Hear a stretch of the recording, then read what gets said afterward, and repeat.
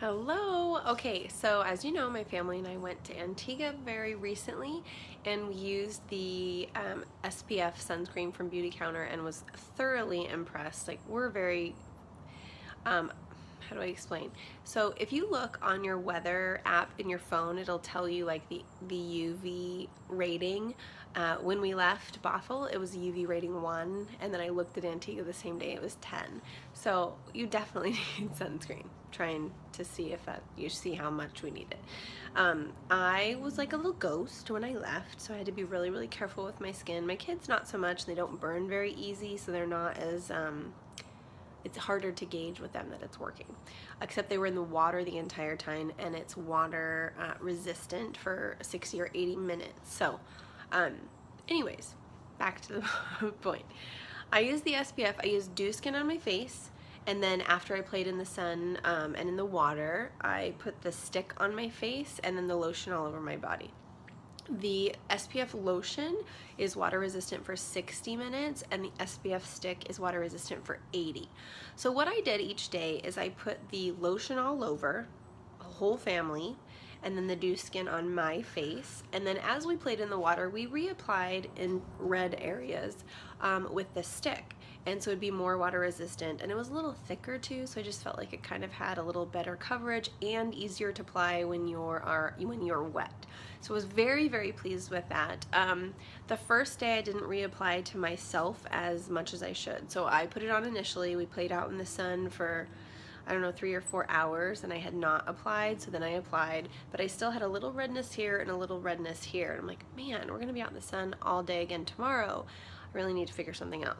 So thank goodness I brought my rose water and I sprayed it all over my sunburn, and it wasn't a really bad sunburn, but still I wanted to take care of my skin and make sure that it was protected and treated for the next day. So I put rose water on. Not only is it great toner, but it helps with sunburns. The next day I woke up brown, not red. It was fantastic. So you gotta invest in this if you're someone who burns a little bit easily.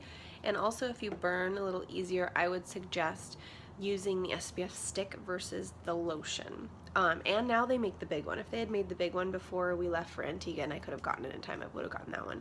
Because I actually think that one goes a long ways. Like, the SPF tube is about this big. I still have a full tube after I brought 2, and I have like a tube and a half. So I think a little goes a long ways even when we reapply, but I ended up using more of the stick, which is like this big. I'm like, damn, that's a ripoff.